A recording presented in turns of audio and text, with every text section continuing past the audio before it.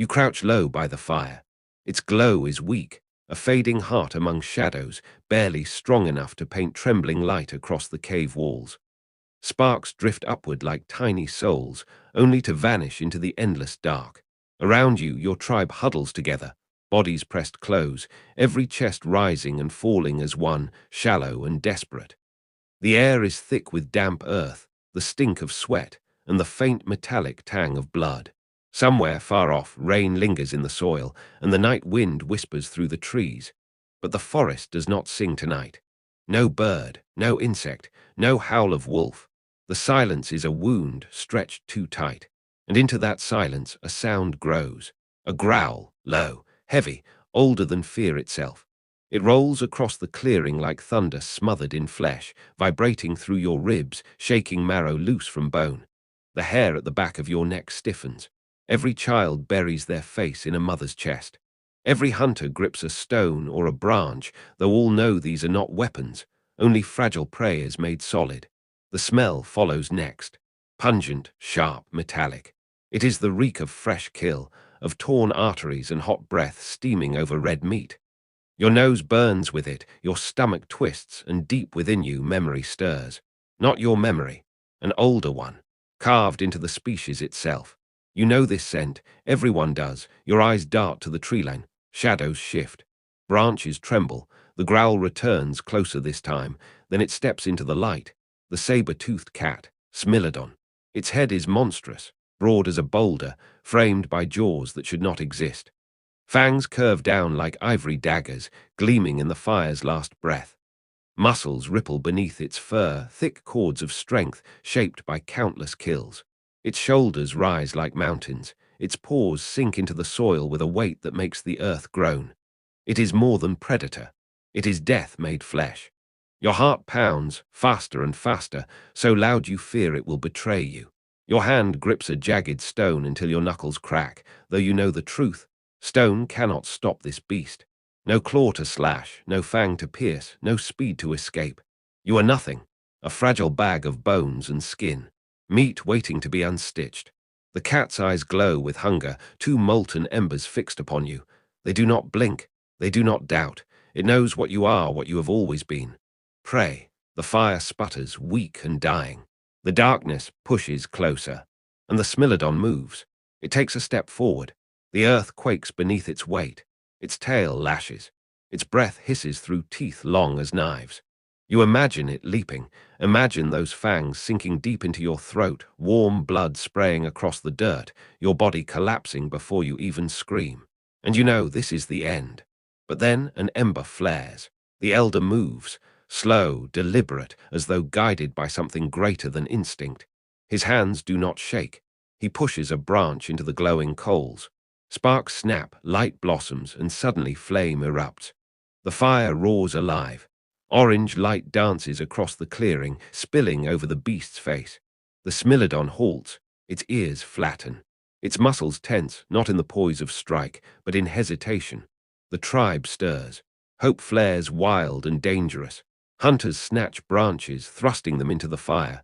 Flames crawl upward, hissing, alive. The night bends, reshaped. No longer endless black, but a ring of light. You lift your torch high. The beast's eyes narrow. Its tail whips harder. It growls, but it does not step forward. For the first time in memory, the saber-tooth steps back. Your breath shakes out. Your tribe stares. Something stirs within you, something strange, something burning. Not just relief, not just survival. A thought, a possibility. The fire crackles. The night retreats. The beast turns its head, snarls once more, then melts into the darkness. The silence that follows is not fear. It is awe. You stand taller, torch trembling but high. You whisper to yourself, a thought no human has dared think before. What if we are not the prey anymore? The night is still. The fire crackles, but your eyes cannot leave the place where the shadow vanished. The Smilodon is gone, yet not gone. Its presence lingers, heavy as a storm waiting beyond the horizon. The forest remembers. The earth itself remembers. For this is no ordinary predator. It is the pinnacle of flesh and fang, shaped by millions of years, sharpened by hunger, perfected by blood. The elders whisper its names. Some call it Death Fang. Others call it the Silent One. But all know the truth. It is the master of the night. You close your eyes and try to imagine its body, not just the glimpse you saw in the firelight, but the full scale of it. A beast as tall as your chest, weighing nearly half a ton. Shoulders hunched, every muscle coiled like rope. Legs short but thick, built not for running but for ambush, for power, for the single strike. Its jaws, the strongest of any cat that ever lived, could crush bone like dried wood. And from those jaws, curved fangs spilled downward, longer than your hand, sharper than obsidian blades. They were not tools of chance. They were execution. Fossils tell the story, etched in the stone of ancient earth. Skulls unearthed show sockets wide and deep, crafted to anchor muscles thick as your thigh. Its bite was not the snapping fury of a lion, but a slow, terrible press, piercing arteries, silencing heartbeats in moments. This was no chase hunter. This was an ambush artist, silent, patient.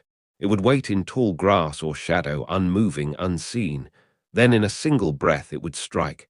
The leap swift, crushing, the fangs piercing, ending, the kill inevitable. No clawless ape could outrun it. No naked body could withstand it. No lone human could fight it. You were prey, and you knew it. In the darkness, you imagined the world as it once was, before fire, before tools, before even the whisper of strategy. Back then, the night belonged to the Smilodon. Where it walked, silence followed. Herds of bison scattered. Wolves gave way. Even other great cats, lions, jaguars, kept their distance. It was not the fastest. It was not the most numerous. But it was the most feared. Its body was a weapon designed by time itself. Short tail, wide chest, forelimbs so thick they could wrestle prey twice its size to the ground. Its claws curved like hooks, driving deep into flesh. Its bite ended the rest. For hundreds of thousands of years, this beast ruled unchallenged. It killed without mercy, fed without waste, vanished without trace. And your kind, you were nothing, hairless, clawless, weak. The forest did not tremble for you. The wind did not silence itself when you approached. But when the saber-tooth moved, all life obeyed. The elder leans close to the fire, voice a hushed rasp. It has always been here, he says, eyes glinting with flame. Before us, before our kind, the beast was waiting in the dark when the first humans opened their eyes. You shiver. The thought gnaws at you, this predator, ancient and eternal, standing watch over the world while humanity stumbled in weakness. And yet, the fire burns. The flames crackle and spit, biting at the night. For the first time, the balance wavered. The Smilodon still waits, somewhere beyond the treeline.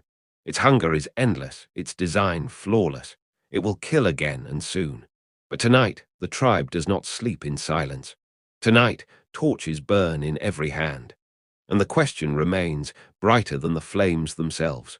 What happens when the unbreakable beast meets a fragile mind that refuses to surrender? The fire burns low, spitting sparks into the night. Every crackle of wood feels like a shield, small, fragile, but real. You grip the torch tighter, as though flame alone separates you from death. And yet, you know the truth. Without fire, without each other, without cunning, you are nothing. Your kind was not made for this world. Look at yourself. Your hands, soft, weak. No claws, no talons to rip. Your teeth, flat, dull. Good for chewing roots, not tearing throats. Your skin, thin, bare, a parchment stretched over bone. No fur to shield you from the cold, no armor to ward off fang or claw. The wolf has speed. The bear has power. The eagle has sight. What do you have? A brittle skeleton, muscles too slow, legs too fragile to outrun the beasts that stalk the forest. You could not outfight them. You could not outclimb them. You could not outlast them. You were prey. Once the tribe watched a lion fall upon a deer. The cat's jaws clamped the throat, the deer collapsed, and it was done in heartbeats. The hunters tried to imagine themselves in the deer's place. The vision was not hard. How many of your kind had died that way, dragged from the grass, silenced in the dark? Bones scattered and forgotten. It is a cruel joke. The world had given teeth to the hyena, fangs to the cat, tusks to the mammoth. But to humans, nothing. No, not nothing. A flaw that became a gift. The mind. It is not much, not yet. A whisper in the skull, a flicker behind the eyes. The beast acts with instinct, swift, certain, unchanging. But the human hesitates, considers, wonders. And in that hesitation, possibility is born. A rock becomes a tool, a stick becomes a weapon, a flame becomes a wall, weakness becomes question, question becomes strategy, strategy becomes survival. The elder speaks again, voice heavy as stone. We are not strong, we are not fast, we are not fierce. The lion and the saber-tooth laugh at us, but still we live. Do you know why? The children lean close, eyes wide. Because we remember, he whispers. Because we teach, because we change. The words settle in your bones, they taste like truth. You look once more at the fire, its glow clings to every face. It is not just warmth, it is not just light. It is proof, proof that the fragile can endure, that the weak can resist, that a creature born as prey can dream of something greater. The Smilodon still hunts. The world is still filled with fangs and claws sharper than your own. But for the first time, you begin to believe. Weakness is not the end. Weakness is the beginning. The night has teeth. Every shadow hides a predator. Every rustle of leaves whispers of claws waiting to strike. You huddle close to the tribe, firelight trembling across your faces. But tonight, something different stirs. Something older than the beasts. Something buried in the bones of the earth itself. Flame. It began long before your kind ever claimed it. Lightning struck the dry savanna. Trees split and bled fire into the grass. Thunder roared while animals fled, eyes wide, nostrils flaring at the strange terror. The beasts feared it. They always had. Lions slinked away. Wolves whimpered and hid. Even the mighty Smilodon turned from its glow. But humans watched. At first, fire was a thief. You stole it. Carried embers in hollowed bone, cradled sparks in nests of grass. You could not make it yet. You could only guard it, feed it, pray to it as though it were a spirit. And perhaps it was. The flames licked upward, dancing, shifting, alive. They crackled with voices only the elders claimed to understand. To touch it was pain. To wield it was power. It was more than heat. It was more than light. It was fear, turned outward. In the cave at Kesem, deep in the land now called Israel, your ancestors gathered around blackened hearths nearly 800,000 years ago. Charcoal whispers remain buried in the stone, proof that here, the weak became something new. Imagine the scene, the first true campfire. The tribe sitting close, eyes wide, watching sparks rise like stars. The night beaten back, shadows cut away. For the first time in all the endless ages of darkness, the humans were not running. They were waiting, daring the night to come closer. The predators came, of course. They always did. A pack of hyenas, drawn by the smell of meat. Their laughter echoed in the dark. But they stopped at the edge of the firelight. Their paws scraped the dirt. Their eyes gleamed, hungry, desperate. But they did not cross. The humans saw this. They saw the beasts, afraid. And something shifted forever. You hold your torch high, and you remember that moment. The saber-tooth growling, muscles coiled, then halting at the circle of flame. It is not just chance. It is revelation. Fire is not only protection. It is dominance. It bends the will of predator and prey alike. The tribe gathers close. The elder lifts his voice above the crackle. This is the spirit that walks with us, he says. The beast fears it. The night fears it. With fire, we are no longer children of the dark. The words hang in the air. Children's eyes glow with wonder. Hunters stand taller. The fire paints them not as prey, but as something new. And you feel it most of all, the warmth against your skin, the light against the endless black, the certainty that for the first time, perhaps ever, you can choose not to flee. You can stand.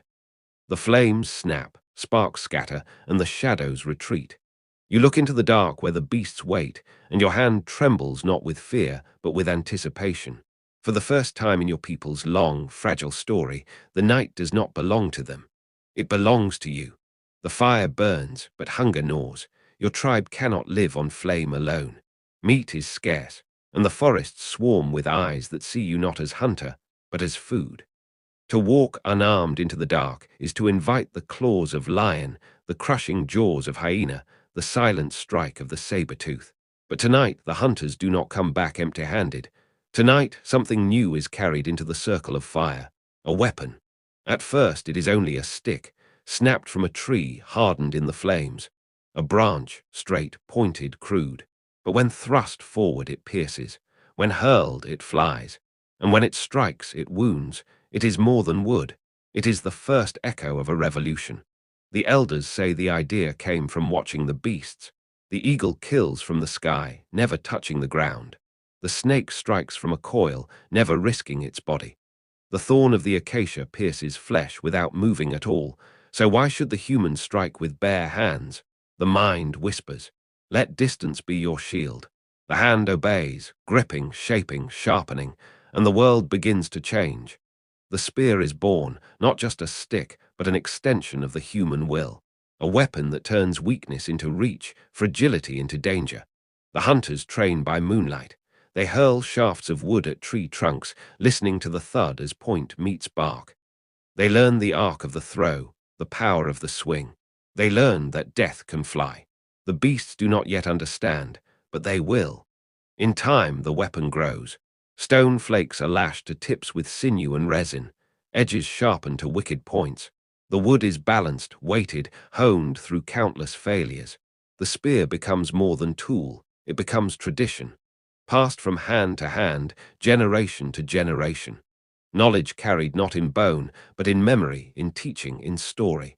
One day, a hunter does not just thrust the spear. He throws it. The shaft whistles through the air, striking from a distance where claws cannot reach. The tribe gasps. The beast roars. Blood splatters. And in that moment, the balance shifts again. But the story does not end there. The human hand is restless. The human mind hungers. The thrower's arm grows stronger, but still the prey is swift.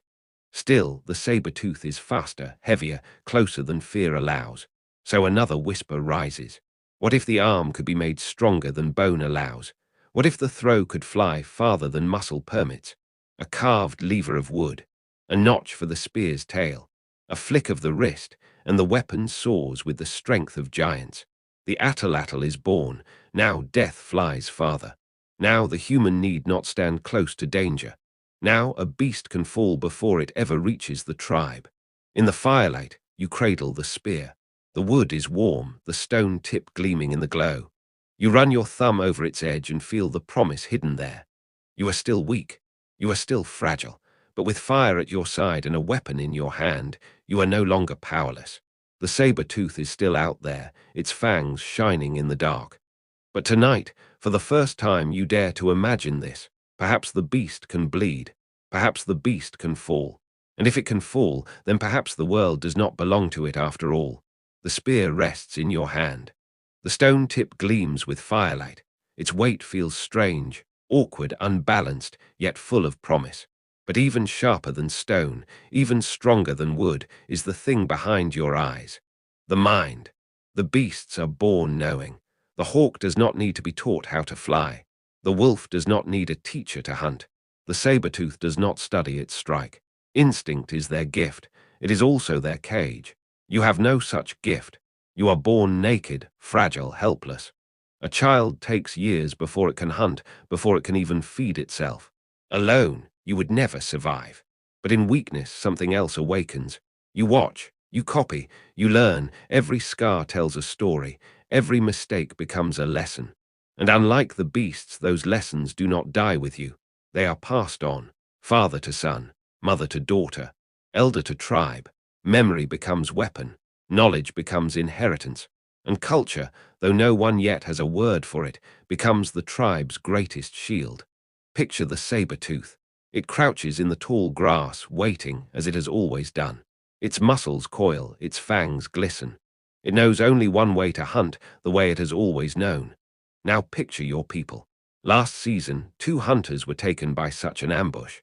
So this season, the tribe shifts their camp. They dig shallow pits at the grass's edge.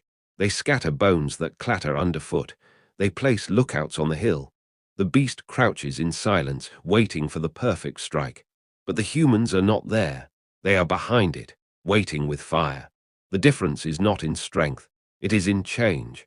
The cat cannot imagine another way. It kills as its ancestors killed. It strikes as it has always struck. But the human mind is restless. It remembers. It adapts. It creates. By the fire, the elder points at the children gathered round. Your hands are weak, he says. Your teeth are dull. Alone, the cat will always win, but the cat knows only one story. You know many. That is why you live. The tribe murmurs in agreement. The words sink deep into you, deeper than hunger, deeper than fear. For you begin to understand, instinct is power, but it is also a trap. The predator is master of today. The human is architect of tomorrow. The smilodon will always strike. Its fangs will always gleam. Its roar will always make the night tremble. But you will whisper, you will plan, you will teach, and through those things you will outlast it. Tonight the beasts still rule the dark. But in the quiet firelight, another truth grows, fragile but undeniable. The cat will always be stronger. But strength dies with hunger. The mind endures. The hunt is not equal.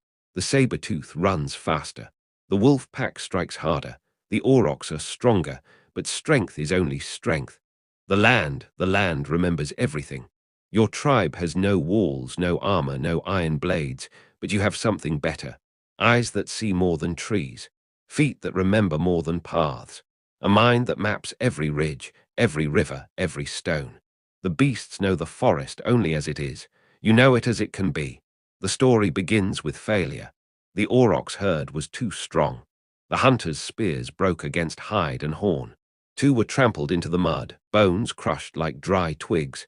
Grief sat heavy, but grief becomes memory, and memory, for your kind, becomes strategy. Next season, the hunters did not chase the herd across open ground. Instead, they led them, slowly, patiently, toward the canyon. A narrow cut of stone where the earth itself waits like a spear. The herd thundered forward, blind with panic. The ground shook with their charge. And then the canyon's edge opened before them. The first fell. The second crashed against it. The third was shoved forward by the weight of the herd. The air filled with the sound of breaking bone. What once was impossible became easy. Not because you were stronger, but because the land struck with you. The predators learned, too. A saber-tooth once claimed your hunters in the tall grass. Its ambush was perfect, its strike unstoppable. But the next time the tribe crossed that plain, they carried bundles of reeds. They set them aflame, and the grass burned in walls of fire. The cat had nowhere to hide. Its roar shook the night. But the flames gave it no cover, no silence, no shadows. It fled, its world undone by human hands. The fire became more than warmth. It became a weapon that turned the wild against the hunter who thought himself king. Over time, this became your greatest strength. The cliffs, the rivers, the swamps, the caves, they were not dangers. They were allies. The tribe built deadfalls with sharpened stakes. They drove mammoths toward bogs where the earth swallowed them whole. They carved paths that funneled prey exactly where the hunters waited. The beasts had claws. You had the world. One night, as the fire crackles and shadows stretch against stone walls, the elder speaks again. The land is not just where we walk. It is the weapon that walks with us. The beast knows only the hunt before its eyes. We know the hunt that has not yet begun. The words linger in the smoke. The children listen wide-eyed. The hunters nod with grim pride. And you feel it like a secret only humans share. The land is no longer a prison. It is no longer a battlefield. It is yours to shape, yours to command, yours to wield. The cat may strike with tooth. The wolf may strike with fang. But you strike with earth and fire and stone. You strike with the very bones of the world. For the first time, it is not just survival, it is mastery. The land itself has chosen a side, and it is not theirs. The night is never silent. The wind whispers.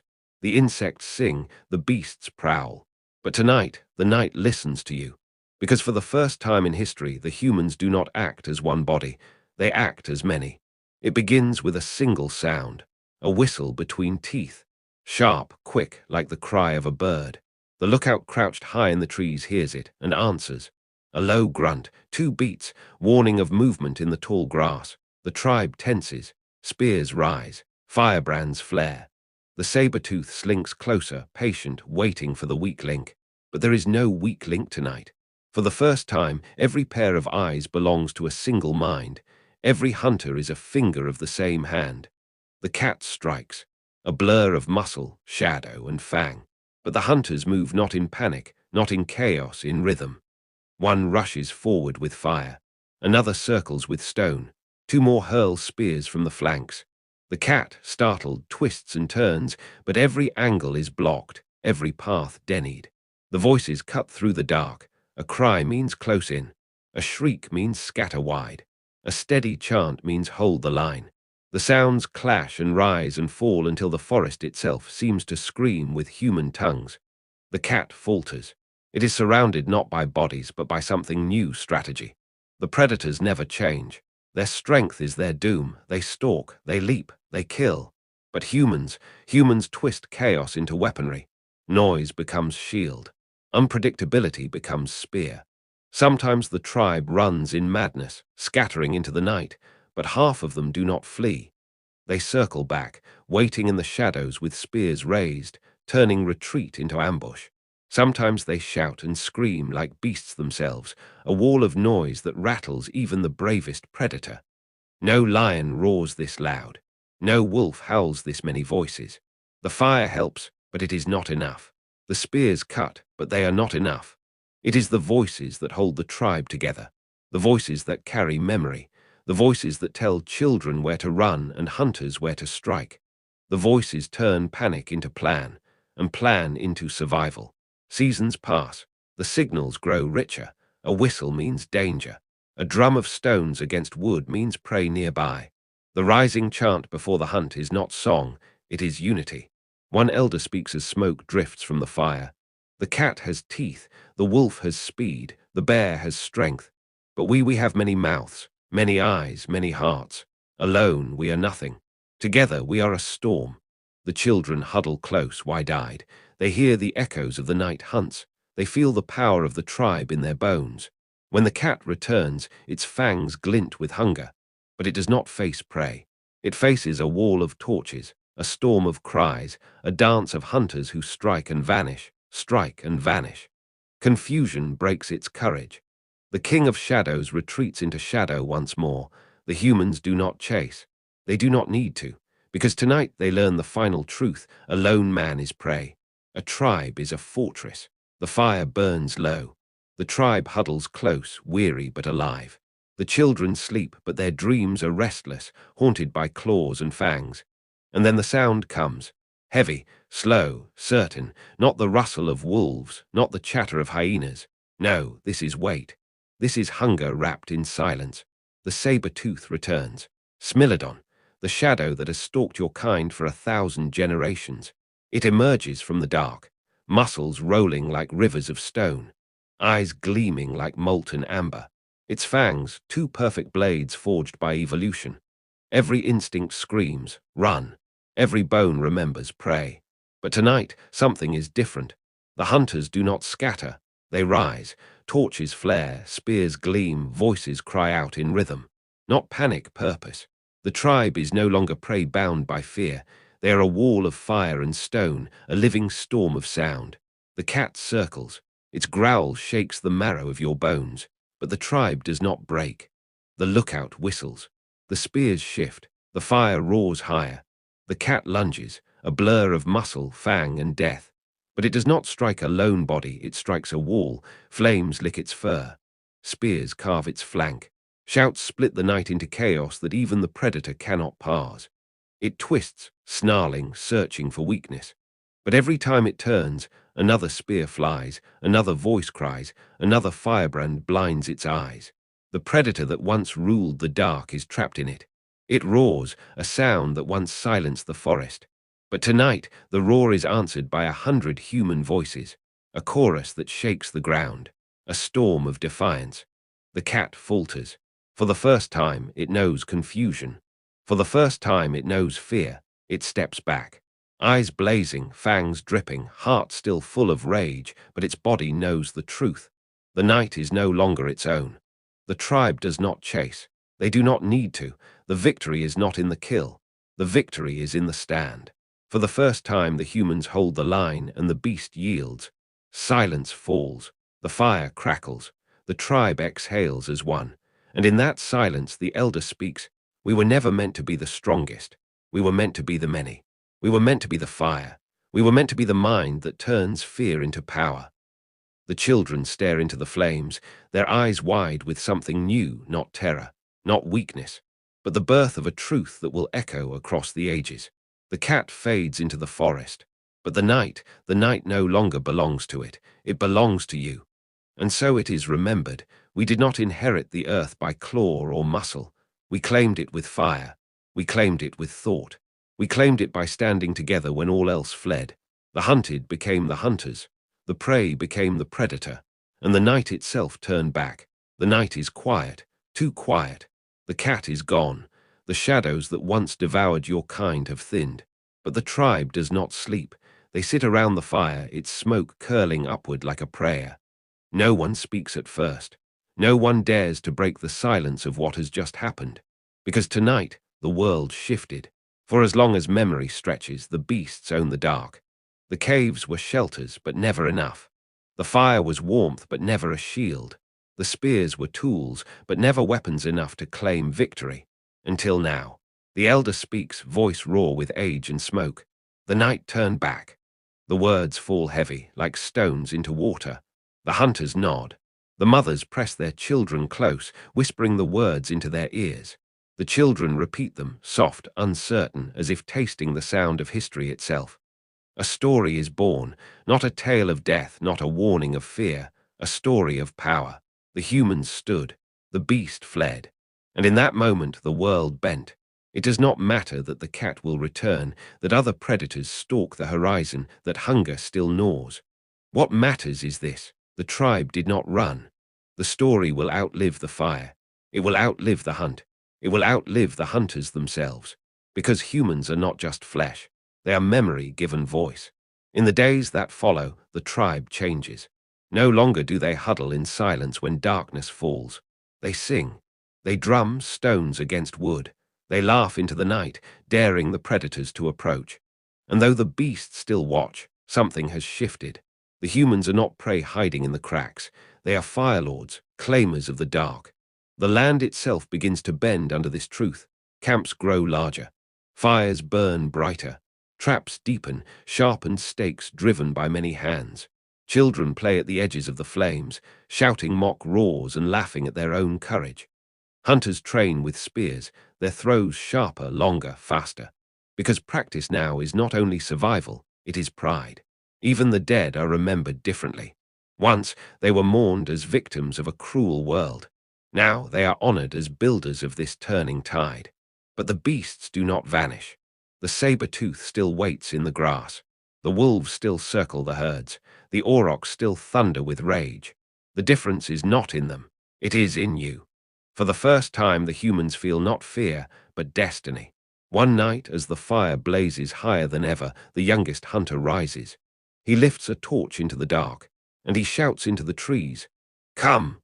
The tribe laughs, cheers, pounds their spears into the dirt, not in madness, not in arrogance, but in defiance. The world is no longer a prison. The world is a battlefield, and for the first time, humans are ready to fight for it.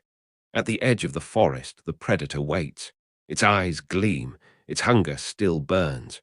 But it does not move, not tonight, not against this wall of flame and fury. And so begins the next age. The age where humans are not just survivors, not just scavengers, not just prey, but something new. Something the beasts do not yet understand. The firelords, the dawn makers, the first architects of a world where the strong do not rule by claw and tooth, but by mind, by unity, by story. The night will come again. The beasts will return. But now the balance has shifted forever, because the humans have tasted power. And once tasted, it can never be forgotten. The sky is red, not from the sun, not from the storm, from fire. Flames dance across the tall grass, set by human hands. Smoke coils upward, thick and black, a signal to everything that breathes. This land is no longer yours. The aurochs bellow in terror, their horns thrashing against each other as the fire walls close. The ground shakes with their panic, the herd surging like a river of muscle and bone. But the river has no escape. The humans have carved the land into a trap of ash and flame. Screams rise, animal, human, both. Spears fly. Blood sprays hot against the earth. What was once impossible, bringing down giants, becomes inevitable. The beasts fall, the fire roars, the tribe feasts. This is not survival, this is conquest. Once fire was a shield, now it is a weapon. A wall that herds prey, a torch that drives predators back, a brand that marks territory. Every predator learns the same bitter truth.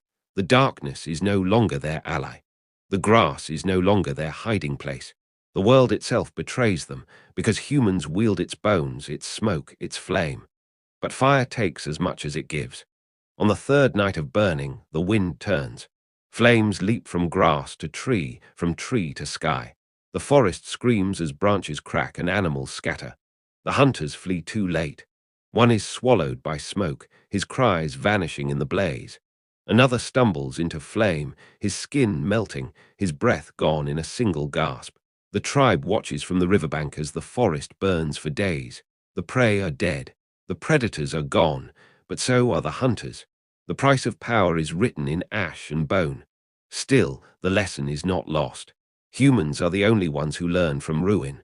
The next time the fire is set smaller, the wind is red. The rivers are used as borders. Chaos becomes pattern. Pattern becomes mastery. Blood and ash mark every victory. The wolves driven from the valley. The lions scattered by torches and spears. The mammoth brought down with sharpened stakes, its great body feeding the tribe for moons. Each kill is not just food. It is proof. Proof that the old order is breaking. The beasts no longer rule. The humans no longer beg for scraps. The balance tilts with every fire lit, every trap sprung, every predator that turns away. One night after the hunt, the elder speaks. Once we were shadows, once we hid. Now we are the fire itself. The beasts bleed, the trees fall, and the world bends to us. But beware, fire hungers as beasts do. If we cannot master it, it will master us. His words crackle in the flames, but the hunters do not fear. They smile, spears in hand, eyes burning like coals. For the first time, they do not see themselves as prey. They see themselves as kings. At the edge of the firelight, the predators watch. Silent, hesitant, waiting. But they do not strike. Not tonight. Because the firelords have turned the forest into their weapon, the plains into their fortress, the world into their hunting ground. And in the glow of blood and ash, the age of beasts fades. The age of man begins. The flames crackle. The tribe feasts on the kill. But beyond the circle of light, unseen eyes are watching, not predator eyes, not the gleam of fangs in the grass.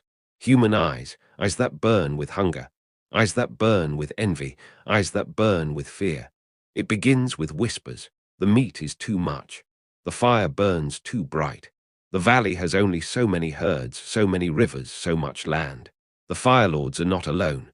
At dawn, the signs appear. Footprints in the ash, not your own. Charcoal torches left smouldering at the riverbank.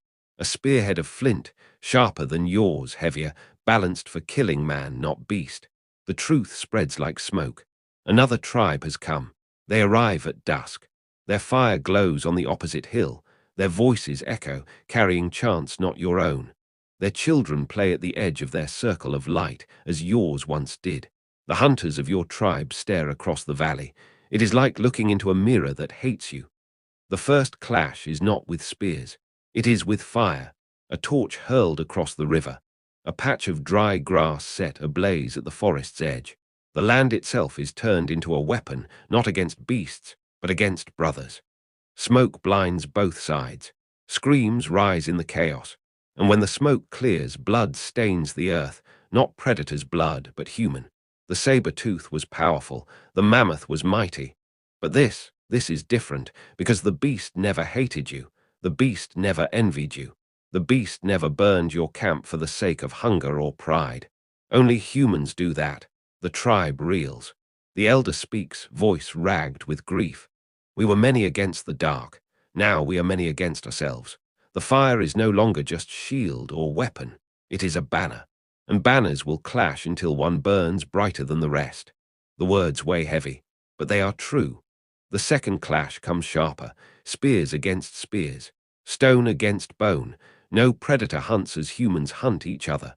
They strike in raids, not battles. They steal children to weaken bloodlines. They poison wells with carrion. They burn the grass not to eat, but to starve their rivals. This is not the hunt of survival. This is war. And yet, from the horror, new power rises. The hunters fight not as scattered warriors, but as ranks. Shields of bark and hide are raised. Stone blades are sharpened not for beasts, but for men. Songs of battle echo across the valley, each voice holding the tribe together in the storm of blood. The predators watch from the tree line silent. The wolves do not howl. The lions do not strike. Even the saber-tooth waits, uncertain. Because for the first time, the most dangerous predator in the world is no longer them. It is humanity itself. When the fires die and the smoke clears, both tribes bleed. Both bury their dead. But only one remains in the valley. The victors stand, scarred, ash-stained, hollow-eyed. The spoils are not just meat or fire. They are territory. They are dominance. They are proof that man can conquer not only beast, but man. The elder speaks again, voice like stone. We are fire lords, but fire does not share. Fire consumes until only one flame burns.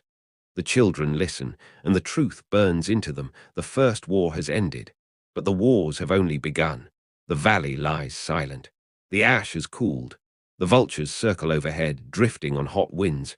But among the living, something new stirs. Not just survival, not just hunger. Something harder, something sharper. The tribe that remains has been tempered. They were once hunters. Now they are warriors. Every scar tells a story. Every wound is a lesson. Every death is remembered not with silence, but with oaths. The children who watch the smoke now train with stone blades.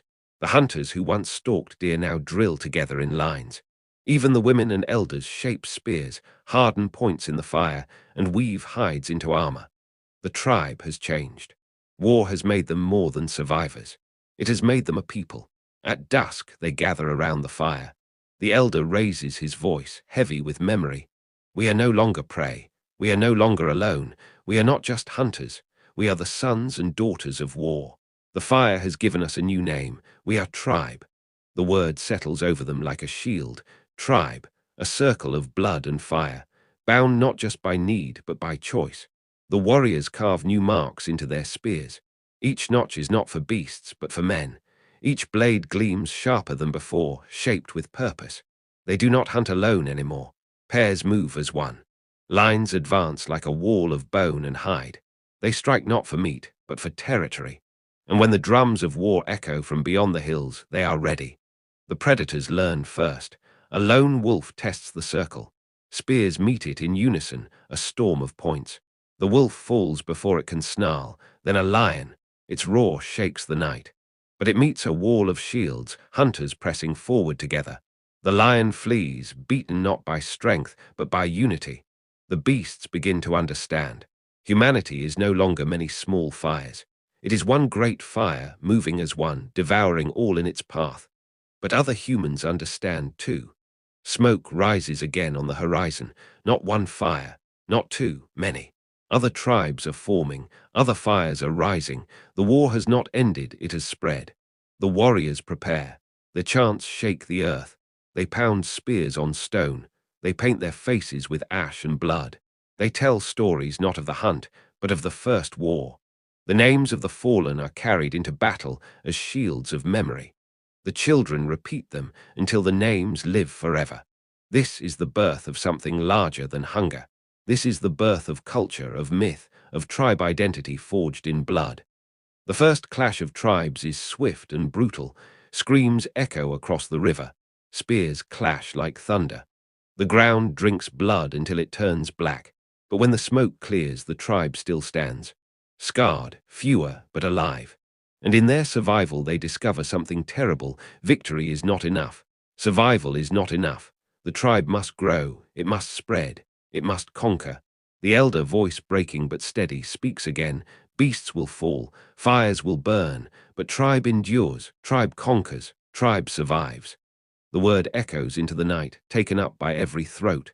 Tribe, tribe, tribe. It is not just a chant. It is the first anthem of war. The wolves howl in the distance. The lions stalk the tall grass. The mammoth herds thunder across the plain. But for the first time, the earth itself trembles not at them, but at man. Because now the world does not belong to scattered hunters. It belongs to warrior tribes. The rains have passed. The rivers swell and glisten like silver veins across the earth.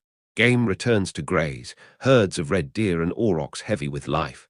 The land is rich, but no land stays empty for long. Your tribe stands on the ridge, watching the valley below. Smoke rises from another campfire near the river. Not animals, not predators, humans. The fire burns where your tribe once hunted. The water flows where your children once drank. The earth where your ancestors walked now carries the scent of strangers. It is not just hunger now. It is not just survival. It is territory. At first, the world was vast, endless and open. Tribes wandered, chasing herds, fleeing predators, moving with the seasons. But now the tribes are many, and the land is not enough. Every valley is claimed, every river crossing guarded, every hilltop watched with sharp eyes. To step into another tribe's land is no longer a hunt. It is an invasion. The first boundaries are drawn not with lines in the dirt, but with bones hung from trees, with skulls sharpened and mounted on stakes, with fire pits placed at the edge of a clearing, glowing warnings in the night. Here we live, here we rule, here we kill. It is the birth of borders, the birth of ownership, the birth of war over land. The beasts feel it too. The wolves no longer dare approach the fire circles. The lions no longer prowl near the river crossings. The mammoths shift their migrations, skirting the valleys now filled with smoke and bone. For the first time, predators retreat not from fire alone, but from human dominion. The land itself bends beneath the will of tribe. But with dominion comes blood. The first war over land begins at dawn. Your tribe, armed with spears blackened by fire, marches down from the ridge. The rival tribe meets you in the valley, shields of wood and hide raised high. Neither side will yield, for to yield is to starve. The earth shakes beneath the charge of men. The screams rise like storm winds. Blood stains the river red. The deer scatter. The valley echoes with death. When the sun sets, one tribe claims the water, the other is gone, erased. But victory is never enough. Not when other tribes hunger, not when borders press against borders, not when every fertile valley is already taken. Soon the wars spread, north against south, fire against fire, tribe against tribe. The first age of humanity was survival against beasts. The second has begun, survival against each other. And yet something grows in the shadow of this violence, something larger than blood and ash. Stories, myths, songs of the warriors who claimed the rivers, who fought for the hills, who bled for the valleys. Children repeat their names. Generations remember their deeds. The land itself becomes legend, bound forever to the tribe that spilled blood to hold it. The earth is no longer just a place to survive. It is sacred. It is owned. It is worth killing for.